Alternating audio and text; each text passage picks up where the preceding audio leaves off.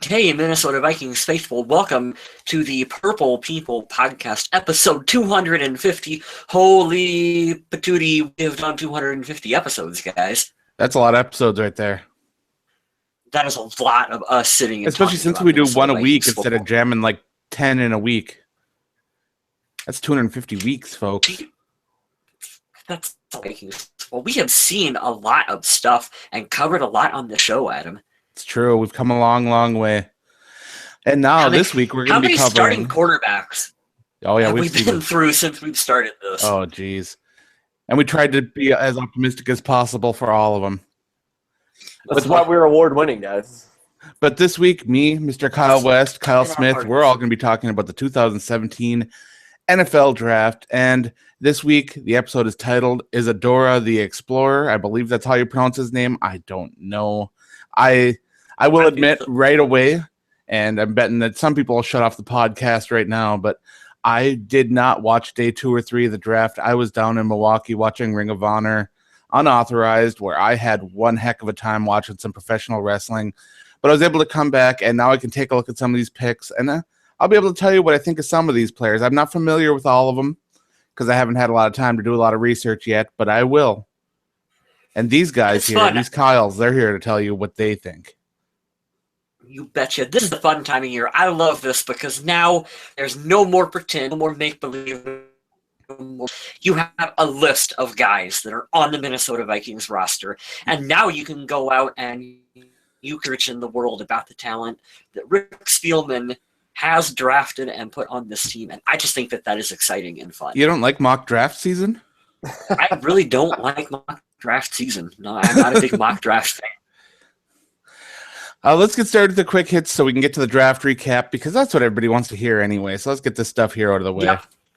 Yeah. First, let's talk about Joseph Wilf, the father of Vikings owners Ziggy and Mark. He was honored on Holocaust Remembrance Day. Joseph Wilf was born in Poland, 1925. Much of his family endured World War II and Siberian labor camp before coming to the United States in 1950s. Joseph was a highly respected member of the community, a leader, donor, board member, and an active volunteer in a number of organizations. So it's great to see him honored in this way. Very, very, very much so. From everything that I read in the article, which you can find up on the Viking.com website, just click on the news and scroll down a little bit and you can read it. He sounds like a really great guy who did a lot of amazing work within the community.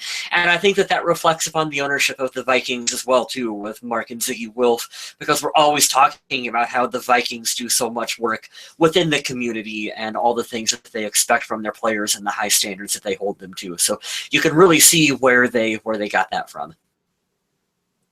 Coming up next, we've got Teddy Bridgewater, who could remain under contract with the Vikings if he remains on the PUP list for this season. But odds are that won't happen because the team is hoping that he can make a return as soon as possible. But of course, they're not going to force anything. Touched upon this briefly, I think, in last week's episode, but it's like we had, there's a nice article I wrote over on the VikingAge.com by I believe it was the other Adam over on the Vikings Age who wrote that one. It's a really good piece. Just kind of another little interesting fact that, like, you know, we don't know what's going to happen with Teddy, but there are options out there, and I think that everyone should be optimistic as to what his future could bring. Because there's a lot on the table for him that could potentially unfold depending on how the situation goes. I was talking to the guys a couple of days ago in our group chat, and if you guys follow Teddy on social media, he's given little hints and little updates. He had a nice video up the other day. Unfortunately, on Instagram, it's like Snapchat. It disappears after 24 hours. But he's moving around. He was doing the little ladder drills and whatnot. So in my personal opinion, I'm not a doctor, but I don't think he's going to be ready week 1. I think he'll be ready at some point in the season to come in and be ready to go if Sam Bradford, God forbid, should go down, to step in as quarterback 2, which, surprise, surprise, he would be another quarterback 1. So that's my personal take on it. But I like this. I like this. If he was to stay on the PUP list, he would stay under contract. But I don't know. I don't know what you guys think, but I don't think he's going anywhere, even if he's on the PUP list or not. I think he's going to stay a Viking regardless. Oh, no matter what, he's going to get some kind of deal to stick around, even if it's a small one, as he's injured, to keep him on the roster. The Vikings have too much invested in this kid. They love too much about who he is, how hard he works, and his dedication. I don't see him going anywhere no matter what happens out of this situation. At least not right now. No. The team loves him. Mike Zimmer always high praise for Teddy Bridgewater. Same with Rick Spielman. And this isn't like the bullshit. He's not going anywhere, like they said with Percy Harvin kind of thing. Like this is, I think, an honest. This is an honest sort of. The team doesn't want Teddy to go anywhere. Teddy wants to be here. The organization wants him. He has a future in Minnesota for sure. Absolutely. Not sure what that role is right now, but we'll cross that bridge when we get to it. Yeah, totally. The last two quick hits are about the draft process. Rick Spielman relying on analytics a lot to look at players who are successful in the league, trying to mimic those traits. And he also has gone back and take a look at players that he's missed on and taken a look at how he missed on them, what traits he was looking at that he may have overlooked or graded improperly, and wants to try to correct that in the future. This combined with the dots that I talked about from last week and the U designation and everything really makes draft time a really interesting time from the front office standpoint. And that's one of the things that fans don't get to see leading up to draft day, which is a shame because that might be some of the most interesting parts of it.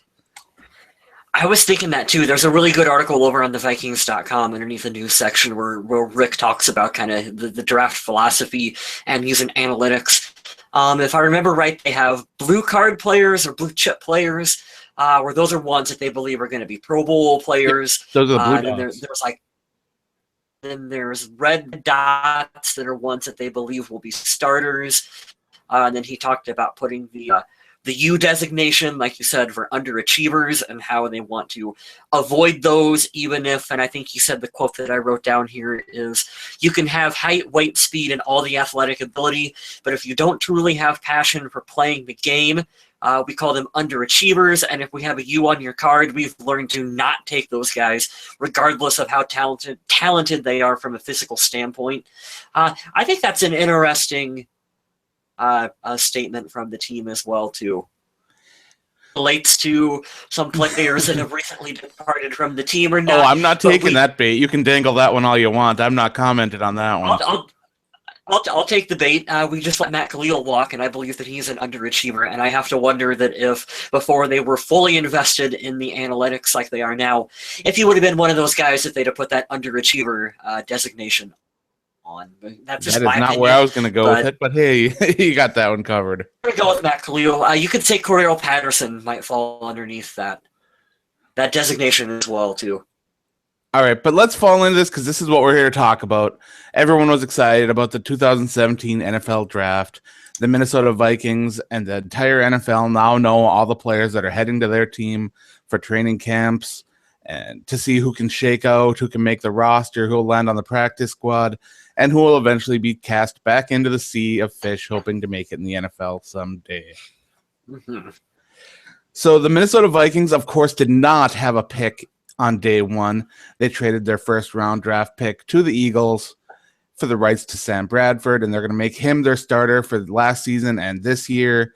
A lot of players, well, a lot of fans on the internet go back and forth as to whether or not they felt good about that pick going there. And as the draft unfolded, the more you think about having a quarterback for a couple of years, maybe 2, 3, 4, however many years it takes, is well worth that first-round pick. Because if you think about it this way, too, if they keep building him up and then Teddy comes back and they want to give Teddy the reins back, they could probably deal Bradford for at least a first round to get that first-round pick back. Here's my philosophy on it. It's the people that have a problem with it. This is your scenario. Say we save the first-round pick without Sam Bradford and just Sean Hill, and we didn't have Taylor Heineke because he decided to be an idiot. So right. Sean Hill eventually gets injured. Yeah, it gets injured through the year. So you're either going to pay more for another guy like Bradford, who's probably not as good, or you just hope that Sean Hill makes it through the season. So we would have been picking, in my opinion, in the top 4. So but either way, you're just throwing in the towel on the season. Exactly. And that's another reason for those Vikings fans that you guys have listened to the show that I always complain about, that are just cynical no matter what. Well, if we would have finished with a 4-12 or 3-13 season, you would have been looking at a guy like Deshaun Watson or Mitch Trubisky, and I'm not ready to give the team to one of those guys. Teddy wasn't going to be ready week 1 this year. So, honestly, the more it pans out, the more I'm glad people have calmed down on it, because despite the record being 500, Sam is absolutely a starter, and I think he's in the top half of the quarterbacks in the NFL. So I'm happy with it. And you can just look at, like Rick Spielman said, our first-round pick was on Sam Bradford, so I'm all right with that. Now, the Vikings' and look biggest at what problem, Chicago gave up. Oh, go ahead. I think really quick, look at what Chicago gave up to move up one spot to get Trubinsky, which is an complete unknown. You have no idea what he's going to be. Same with all the draft picks. But I mean, look at what they gave up, and you can say that the Vikings, in getting a known player in Sam Bradford, where you know what his ceiling is, you know what you're getting with Sam Bradford.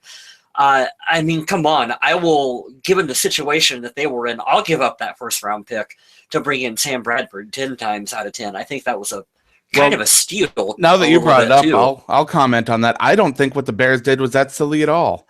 The Bears didn't give up anything extra as far as a first-round draft pick. They went up to get the guy they want. Sure, it cost them, a third and a couple thirds and a fourth. Is that? Mm-hmm. Yes. To move up, but thirds and a fourth-round draft pick to get a guy if you believe he's your franchise quarterback of the future, that's nothing. That's peanuts. If the Bears firmly believe in this guy, and I swear they did the absolute we're right going to get thing. to Dalvin Cook here in like 10 seconds, but I'm with you. I'm with you for most of that. If he works out, Chicago laughs at all of us. Shout out to John Lynch in San Francisco, because he worked the hell of a deal there and got a ton of picks. And everybody's like, I don't know if that guy should be in the front office. Did a great job. If Mitch Trubisky works out, shout out to North Carolina.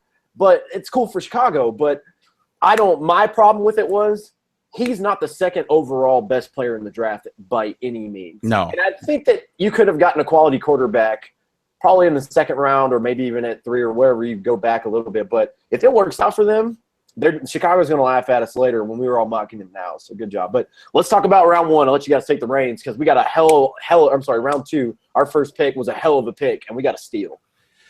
Well, we can debate that a little bit, but the Vikings' biggest problems in 2016 were the lack of a running game and injuries on the offensive line. Those two things combined to give the Vikings the worst rushing attack in the NFL last year, and the Vikings made sure to do what they could to fix that in free agency. They went and got 2 stud offensive tackles, and they came out in the draft after going and getting Latavius Murray in free agency, and they went running back again with their first pick. Dalvin Cook, the running back out of Florida State. To me, I actually didn't see running back as being one of the hugest priorities coming into the draft, but I do believe that they had Dalvin Cook listed as much higher of a value on their draft chart, and when he was available, when their pick came up, I really feel like it was value at that spot that they saw with him. Now, he isn't a squeaky clean player anymore. He's got a bit of as well. He's got a spotty history. He's got some histories of fumbling. He's got a little bit of an injury history as well. So there are some red flags that did cause him to tumble a bit in the draft. But when you look at what he's done on tape against high competition, it's hard not to at least be okay with the pick. Kyle, you go ahead, man. I want to round this out because I have weird thoughts about this pick. Sure. I like the pick. I was listening to Rick Spielman talk about the draft, and it was exactly what you said, Adam, where they had a higher value on Dalvin Cook than where I'm assuming they must have had a first-round grade on him. And the Rick said that it got to the point where the value was just so great that they actually, I believe they traded up for him. They did. Yes. So it's like they went out there and it was like, hey, here's a guy that maybe they weren't exactly looking at running back, but the value based on where they were outweighed it. And they're like, hey, best available, we're going to go ahead and we're going to pull the trigger on drafting a running back. Because like you said, and he admitted too that, the Vikings run game last year was just awful. So they needed to go ahead and address that. I guess we can also say that as well as the Adrian Peterson era being over, I think the Matt Asiata era is over. Yeah, the door is likely closed there now. The door is likely gone for Matt Asiata as well for the Minnesota Vikings. He seems like he is a 3-down back from what I've seen. which is not something that we have had in Adrian Peterson really for a while. He should be able to help out in the pass game. So it'll be exciting to see how they use a rotation of guys. I think that they have 3 different running backs now that really complement one another. I like it. It's exciting. With that said, anybody who thinks that he is just automatically going to be given a starting spot on this team, simmer, because that is not going to happen with any of the rookies on this roster. He's going to make them work. I would expect him to start low on the depth chart and work his way up from there. See, that is a good question, because where does Cook fit in? That's one of the biggest questions right now, because they went out in free agency and they got themselves a running back. We've seen that McKinnon is a guy that the team enjoys, but I'm not sure what kind of role they'll see for him going forward. It's getting to be a little bit of a talented but crowded backfield, and it'll be interesting to see how those snaps work out. Here's what I see happening. I like Latavius Murray. I think he's still got a good 3 to 4 years left of prime age to football running backness in his career, because he's at a good age now. He knows how to be a pro, and he's still got plenty of good tread on the tires left. With that said, we could be done with him by next year. So there's always that chance, if he doesn't work out, that Cook will have this year for this system, which I love. Here's the negatives for Dalvin Cook. The things that I didn't like. I'm not worried about the circle of friends. I'm not worried about stuff like that, although that is a big thing, and we try to pride ourselves on as Vikings fans, as the franchise likes to look at. The 2 things that bother me, he's a little undersized from what I would like to see. I think Leonard Fournette would have been a great fit, but he's not going to be there. We couldn't afford him. We couldn't afford him at all. But I think that the undersizedness has got me a little concerned, because we already have one undersized kind of back in Jerick McKinnon. And number 2, he had some fumbling issues. That's probably my biggest thing about Dalvin Cook. I hope he can clean that up. I'm sure they'll work on that. But from everyone's standpoint, as far as every analyst that I had heard, as far as overall everything together, running back, he was the most complete running back in the draft overall, over McCaffrey, over Fournette. McCaffrey's very shifty. He can be a returner and a receiver, but he's a little small. He's fast, but he's a little bit small. Fournette's he's another AP. He's going to run up the middle and just bruise everybody. That's what he does. But Dalvin Cook can do a lot of things, and you got to think about the offense and the way it's shifting. We're not going to hand the ball to a running back 35 times like we used to. We're going to shift it around. He's got to be able to pass protect, which he can do fairly well. He can definitely catch out of the backfield, and he's very elusive and very shifty. So I don't, like you said, Kyle, I don't think he's going to do anything the first year that's going to be out of this world. He's going to have to earn his spot, but I love the pick because of the value. A lot of people had him going to Washington and Tampa Bay, like right after the middle of the pack in the first round. So that's why I like the signing. But I think with what we're asking Sam Bradford to do and the way the offense is shifting, I think he's a perfect fit for it. Yeah, the major consensus among the experts is that the Vikings got a first-round value in the second round with Dalvin Cook. There are some concerns, of course, about the things that we mentioned, and that this draft will probably hinge on Cook's future, his ability to stay out of trouble, his development in run blocking and whatnot, pass blocking, sorry. And it'll be interesting to see how all that shakes out. But for now, it looks like the Vikings got a player that should have been drafted a lot sooner than he was. Then we go into, of course, my favorite pick. We're talking round 3, the offensive line. Guard center. I have never heard this guy's name said because, like I said, I did not watch the draft. So one of you guys who heard it could please say it. That'd be great. Pat Elfin. Elfin? Elfin. I believe that's how you pronounce it. Elfin? Elfin. That's what it looks like. Elfin Lynn. I've seen his name hundreds of times. I've been reading a lot of articles about him, reading a lot of analysis.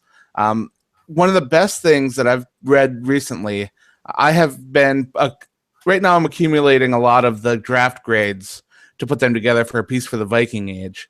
And one of the biggest pieces of praise came from Mel Kiper, who said, getting this guy, his number 1 center at pick 70 was solid. I wonder if he could play guard next to Joe Berger too. Yes. This is what I wanted to talk about because, Adam, I've stolen some stuff from ESPN. I don't like Ben Gessling a lot, but I like what he said about this, and I'll read you something that he said. And, Adam, I really wanted your thought on this, and I'm glad I got to save it for this show. So it says Berger turns 35 in May, so next month. The Vikings did use Nick Easton last year at center, so they're wondering if you can move Berger to right guard. But all in all, like you said, the number 1 rated center by some guys in the draft. We got him in round 3, which is unheard of. Another great value at where we picked at. I think that let me say this again. Pat Elfin. I think that Elfin will start in the not-so-distant future. That's what Ben Gessling says. I think that's spot on. I love Joe Berger. I love what he's given to the team. I love that he's kind of been an unsung hero, but he's going to get up there in age. Yep. He's already starting to get there. This will likely be Berger's final season. Yep. See what you get out of him. See what you get out of Easton. And this is perfect. This can give that year transition. If he doesn't do anything immediate this year, he should be spun up to be a starter by next year, and it's perfect timing. When you got 3 players who are all guard center hybrids, you've got 3 players who can step in at any spot, and you can put your best 2 that you feel at the time up there, and then you've got a solid, very serviceable backup that you can plug in anywhere. This is a great situation for the Vikings. On the other hand, Fox Sports didn't grade the draft very well in comparison, and they say he's an excellent center, but did the Vikings really need a center? They already have 2 already, and I like them both. So maybe need at center wasn't the biggest thing, but they got to be looking at the interior of the offensive line. Vikings fans can never feel good about depth, especially after what happened last year. So I understand where Fox Sports is coming from. Right now, it looks like they've got a surplus of centers on their roster, but it's really not the case. Yeah, and you really don't know until you actually get into OTAs and training camp as to what position some of these guys are going to play exactly. Like you said, and he was drafted as a center, but that doesn't mean that they don't view him as a guard. We don't know. And like you said, we do have a number of swing players on this team who can do that center guard position for the team. So it's a bit like we were talking about before we started recording, Adam, where we have a number of guys on this team, whether it be on the line or the wide receivers, where it kind of feels like the Vikings have loaded up on a lot of talent, and they're just kind of going to throw them against the wall and see what sticks and see how they can move pieces and parts around, and at the end of it, come up with your best 53-man roster. We got a lot of talk in the chat right now about this situation. Apparently, Zimmer's already said that he will be playing center. The consensus among the chat is that they would like him at center with Berger at right guard, and then the backups there. Apparently, he was a former wrestler, which could help in the trenches as well. Yes. Tommy Gunn says, remember last year, 2 projected starters never played it down. Load Holt and Harris. You can't predict that. No, you can't, which is why I did not like that comment that came from Fox Sports. And I understand where they were coming from, but if you can't look at a draft in that way, you can't look at a position and say you need to fill this position or you need to completely avoid this position, even if the talent is there. It just blows my mind that, I consider myself to be a fairly well-educated draft person, but for someone to look at that situation and say that the Vikings shouldn't have drafted him because he plays guard and center when the team had so many problems along the offensive line, they got Berger retiring, they need depth. I don't understand the complaint there. I don't. Mm-hmm. Moving on, we've got round 4. Jaleel Johnson, defensive tackle from Iowa. Defensive tackle, of course, became a need because the future of Sharif Floyd is still up in the air. I believe that we will turn things over to Kyle West for this one. Sure, let me talk about my Iowa guys. I like that. I'm a big fan of the signing. If there's one thing that we're good at here in Iowa, it's breeding either offensive linemen or defensive tackles somewhere in the NFL. They always go high and early. We're a very big program when it comes to getting those guys ready. He'll come in. He will definitely compete. He's got the Iowa work ethic, which if you don't know what that means, look at a player like a Chad Greenway. That's the work ethic that comes out of guys here in Iowa. So yeah, I like the signing. It'll be fun to see. He's in the 4th round. So you're looking at a guy who's not going to be a starter. He's going to be brought in for depth, but he will compete and he will be a hard worker and he'll find a role on this roster, if not now, eventually. Now, what I've been reading is that he struggles a bit in getting to the quarterback, But where he excels is in run support, which is a spot where Mike Zimmer and some of the other coaches have been talking about needing a lot of help, is stopping the run right in the middle. A nice big body there next to Linval Joseph to just plug everything up and stop everything just flowing through the middle. So if he can be that guy, or at least develop into someone who can be that guy, that could be a good pick. Because remember, we're talking round 4 now. These are guys who've slipped through the cracks a little bit, but could still make you kind of big. So who knows? So here's the things that I have. You said he's a big body. This guy's 6'3". He's registered or listed at 316 pounds. This is a big boy. So that would be a pretty big wall for the defensive line, right? Put him in and rotate next to Linval Joseph. I'm going to be honest with you. I see this guy competing for snaps this year just to get in and play for the rotation spot, maybe next to Dayton Jones or Tom Johnson. Maybe he could take one of those guys' spot whenever they need rest. I don't see him doing much this year, but like Kyle was saying, I like Iowa in the sense that you get a lot of players who just love to play football. And big, hard-working, corn-fed guys. Yes, and I love this guy. Very much so, yep. Yeah, 6'3", 316. He gets a lot of corn up there. So I'm really happy with the signing, though, because we addressed a need, probably not in the order we would have thought, running back, center, and D-tackle, that we thought it would go in. But these are 3 needs that we needed to look at, and I like this in the first 3 picks. And for all things that we've read on him, I didn't see anything major about Jaleel Johnson. So it's kind of one of those value picks again, and we got to kill 2 birds with 1 stone and getting something that you need and still seeing a value around where he was picked in round 4. Now, I kind of have to be like Fox Sports, where I didn't see the immediate need at running back or center, but I think that this was another one of those situations. Of course, the top-rated center, you've got a running back who should have gone the first, and then you've got this big-bodied, run-stuffing defensive tackle. I think this was another situation where they had a guy who was graded ahead of where they were at a position where they could use some help, so they just pulled the trigger right away.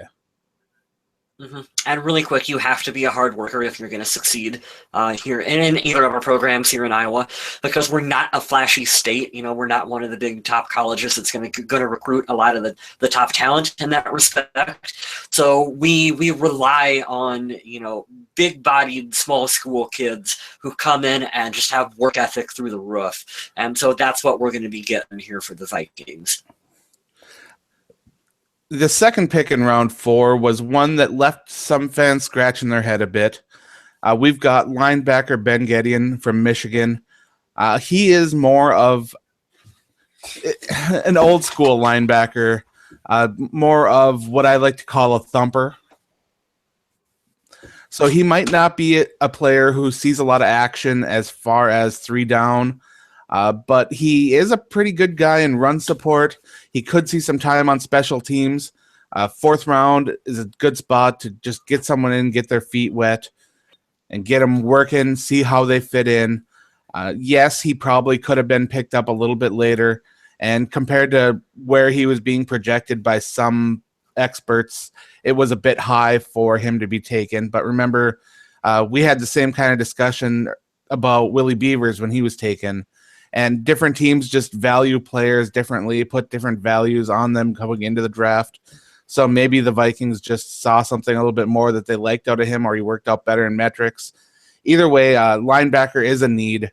So if this does work out, it'd be kind of cool because they could shift Eric Kendricks over to outside linebacker. But for now, expect that linebacker will still be in open competition. Yep, and we've got other guys there. Like we picked up Kentrell Brothers. We have a slew of linebackers who are going to be fighting for that spot that Chad Greenway left. Well, I like what you said there. It was the same stuff that I read on Ben Gedeon from Michigan. The same stuff that I've read in other places online, looking at these guys, because I didn't do a lot of draft analysis. I'm not one of the writers for the Viking Age, but I try to see the guys that we get to see what happened. It said he was a 2-down linebacker.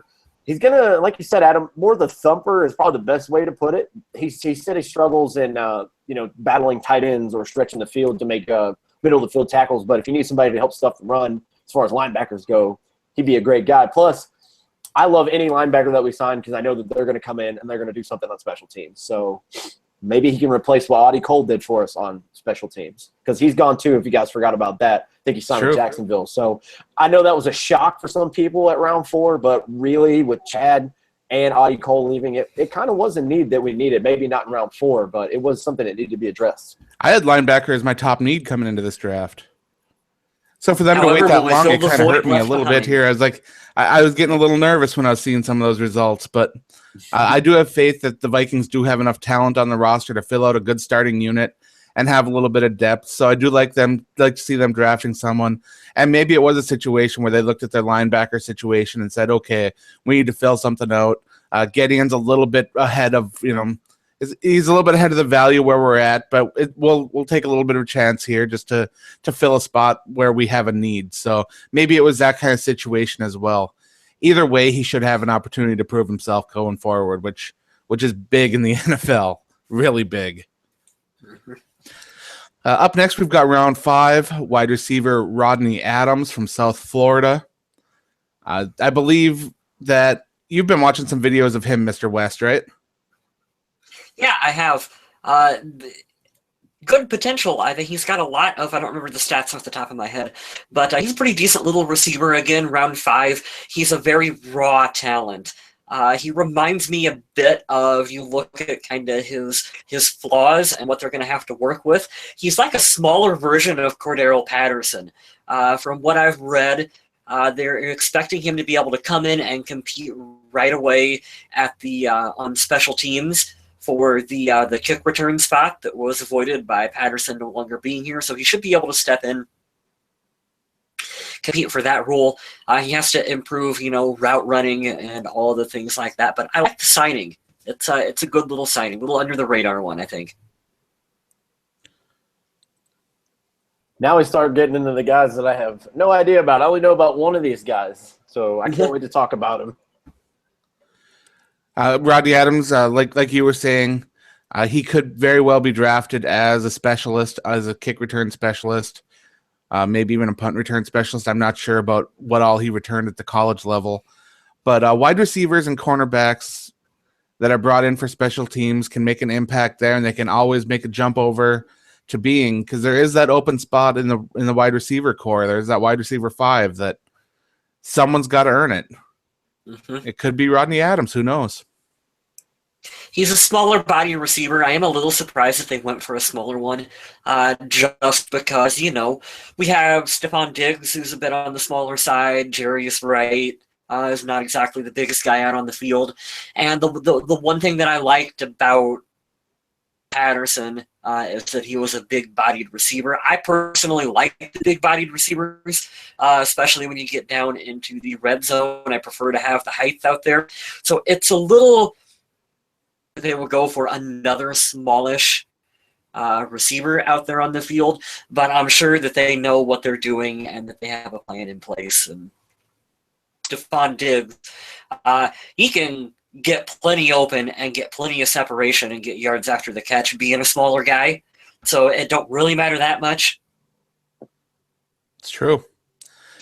Up next, we have Danny Isidora, which is where we got Isidora the Explorer from. A guard from Miami. Of course, another draft pick for offensive line depth. It'll be kind of a little bit of a challenge for him, round 5 pick to make the roster or challenge for a spot on a team where there is so much competition for the interior of the line right now.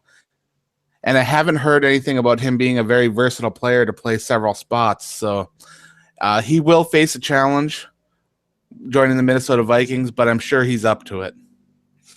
From about round 5 on, I think you're looking at, hey, here are some guys that are maybe potential practice squad. You never know. You can find diamonds in the rough in any round. But you're looking at guys that are going to come in. They're going to compete. They're your training camp guys. You never know. You might luck out with a diamond in the rough. But you're looking at, some practice squad talent coming up here. But let's talk about Bucky Hodges in the 6th round. I can't wait. This is the guy I wanted to talk about.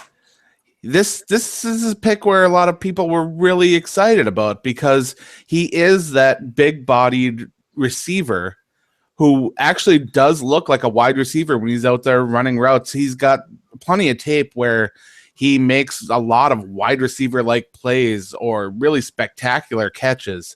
And the fact that he was available so late raises some questions as to why he slipped so far, because he seems like he could be a really impact player, especially with his size. And if they line him and Rudolph up with some 2 tight end sets, that I think that wow.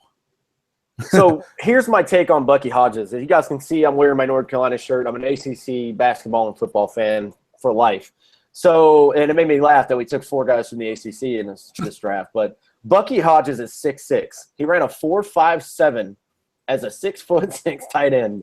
This is your wide receiver tight end hybrid. Now, a lot of the complaints we get about Kyle Rudolph is I don't like when he catches the ball. It kind of seemed like he doesn't really try to go for too many yards after the catch, but he's a bigger body guy. I don't understand why he wouldn't do that, but he's not going to be as fast as Bucky Hodges. Now, this is where what Adam was saying would line up perfectly. If you use 2 tight end sets and you had them crossing over the middle, or maybe had 2 slants, this guy's going to go in the middle of the field, and he's going to be a receiver. A lot of our tight ends that weren't named Kyle Rudolph in the last 5 years were blockers. Let's just be honest with you. They're run blockers. They're pass protectors. This guy's going to add another weapon for Sam Bradford. This is why I love the signing. So, yeah, and that's the thing that I was thinking to myself too is we got him in round 6. I see this guy easily as being a late 3rd, early 4th round pick based on his size, his skill set, and what he's done, because he's a jump ball contender all day long. This is another fantastic red zone target. Yeah, he's listed as a tight end, but he might as well be a wide receiver. Mm-hmm. He does have, like a lot of people in the chat right now are saying, he's got issues with his blocking, but I'm sure that is something the Vikings are going to start pounding into him big time, because they love complete players and they won't settle for one-dimensional. Mike Zimmer calls those coachable traits. I've heard him bring that up in press conferences where he talks about how, well, this player might be deficient in this area or that area, but we believe that those are coachable things, that we can get them in with our staff and with our trainers, and we can work on that and get that.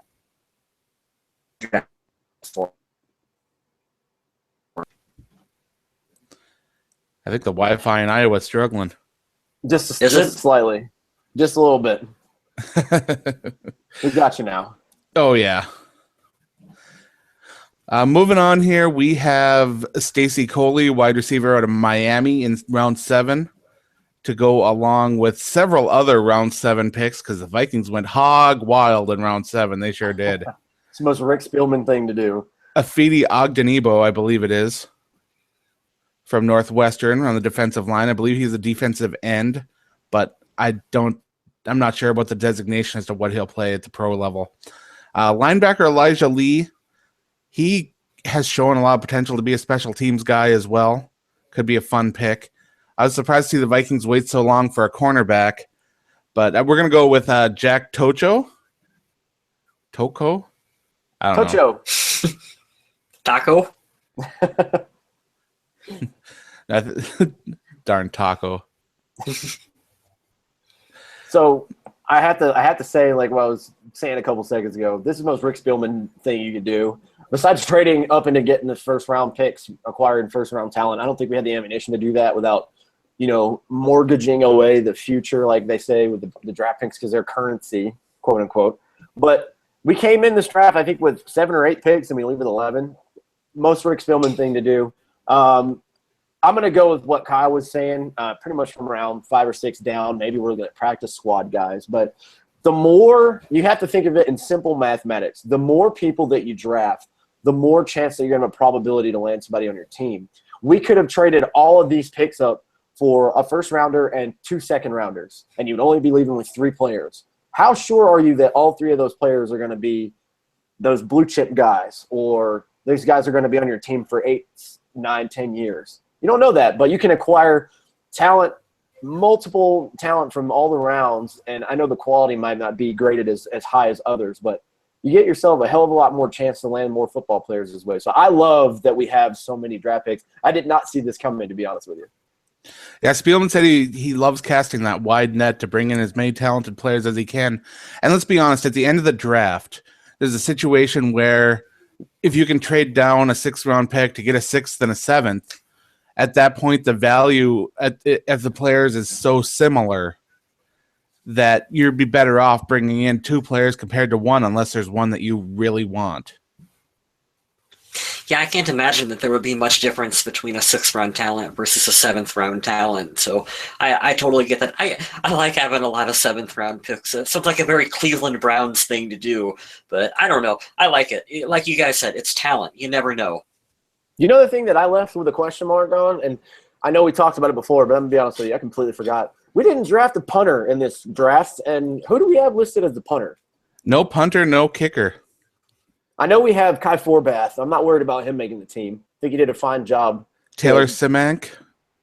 Yeah. I believe is the punter. I was pretty appalled that we didn't pick a punter up. So I wonder who the hell is going to come punt for us, because we don't have anyone right now, and that's kind of something you need. Yep. There's a undrafted rookie, I believe, and there's a guy who's been bouncing around the league. So there are 2 punters on the roster right now. I figured it out, guys. We're going to bring in Taylor Heineke every time we have to punt, and they're going to hike it to him, and he's just going to throw it really far. Oh, I thought you said he was going to pretend it was a window. That's where I thought you were going to go with it. Nope, but I'm sure glad you said that. Next week we're going to talk about the undrafted free agent signings, because right now there's a lot of rumored signings floating around, but not a lot confirmed. We're going to wait for the team to verify all that before we jump in and give the big old list, because you never know.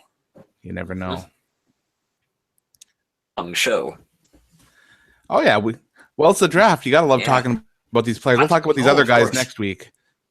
Yeah, quite a few undrafted free agent signings, but we would extend the show way too long if we talked about them. Do you guys want to talk about these jersey numbers real quick? Oh, yeah. So I was really – I know this is a stupid thing to talk about, but I was like, man, Dalvin Cook wore number 4 at Florida State.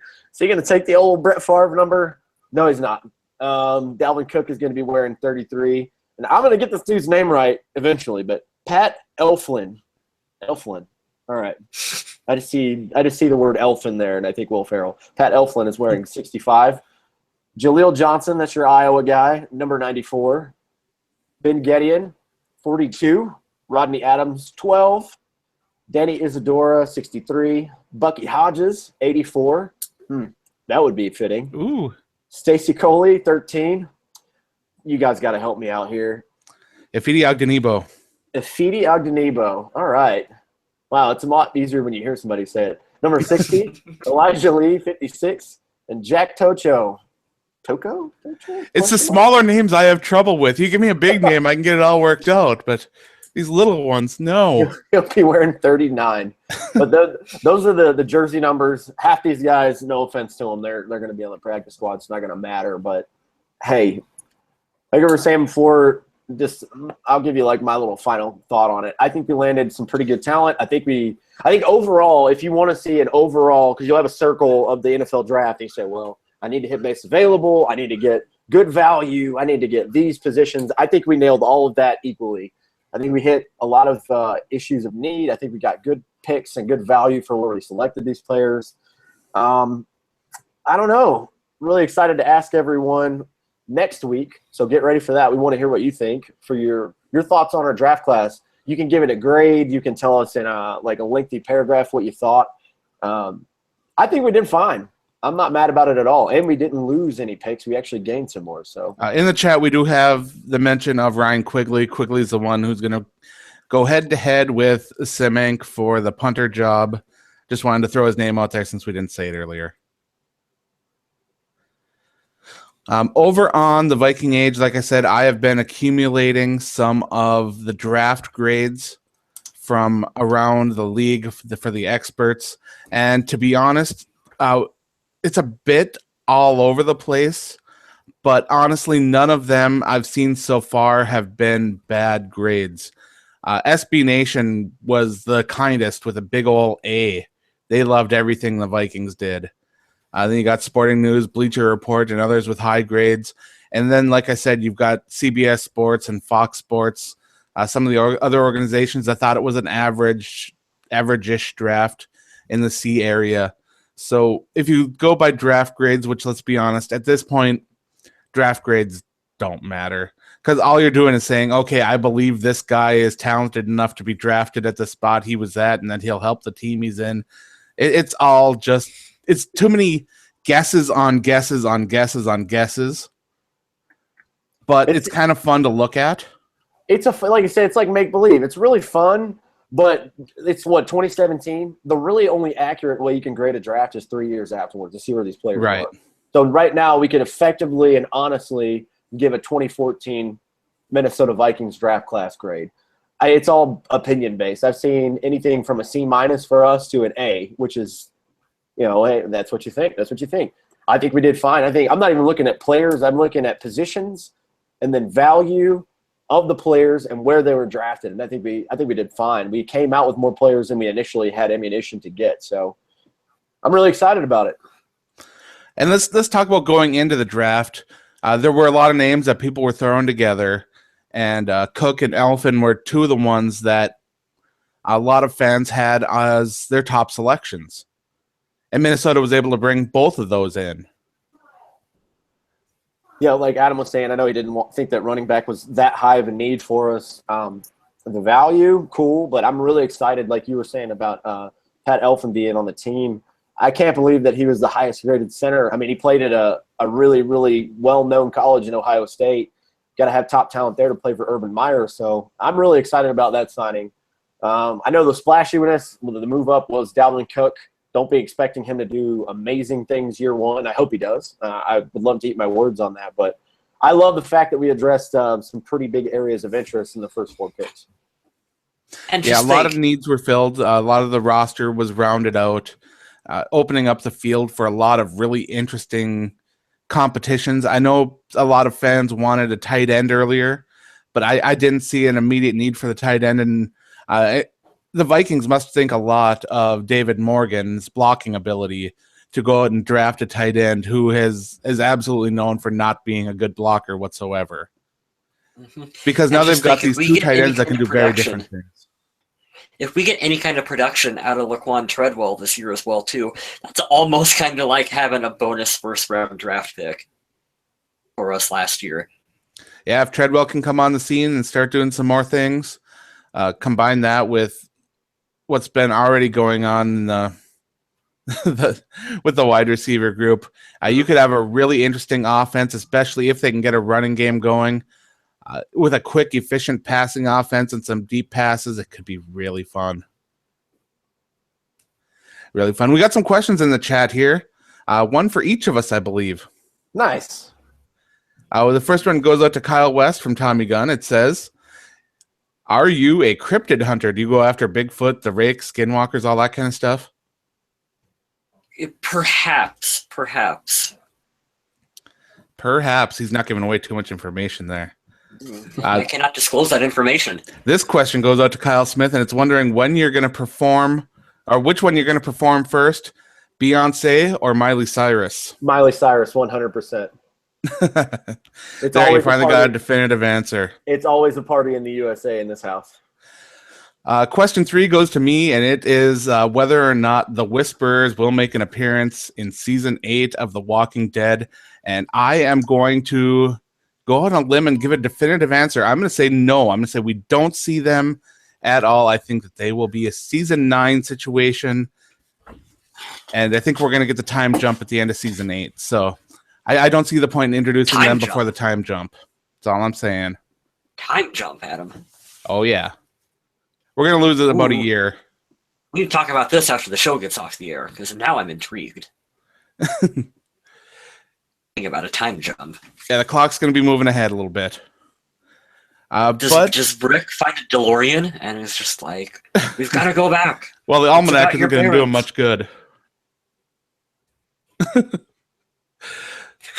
That's all I have for this week. So do you guys got anything else you want to end the show with? I don't have a bold statement. We'll get into those. Work to the training camp, talking about the roster. I just want everyone that's listening and that eventually listens to the show, help us out with the social media question. It was good when we did player stuff. I'm trying to keep it more player oriented because I'm kind of taking over the social media question stuff. We just want to get your interaction, and once you give us some interaction, we're gonna plug it. I'm gonna start pushing it hard at the beginning of the show again. We got to get these YouTube numbers to where we want them to be. You guys have been awesome with getting the numbers up week to week. Just want to see if we can keep a gradual increase so we can get to 1,000.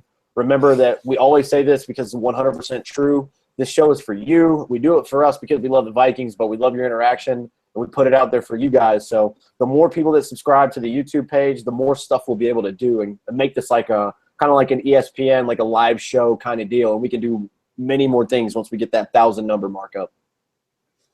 Absolutely. It's a lot of fun, and we will be here all throughout leading up to the regular season. Pro People Podcast does not have bye weeks. Ooh. We don't have an off season. We're here every week to talk Vikings football, and we appreciate it when you guys come out and you hang out in the live chat, when you talk to us on social media, when you head on over and check out all the other places that we've got the show on display. When you support our other works, everything just is fantastic. And we appreciate all you guys taking the time to be with us. Absolutely. On that note, I'd like to thank everyone for coming. Remember to head on over to Facebook, Twitter, and all our official places and give us a big old thumbs up. Hello, how you doing? Bring us presents and dinner or whatever you guys want to bring us. Lasagna at work is always good. Yes. And remember to stay classy, Minnesota.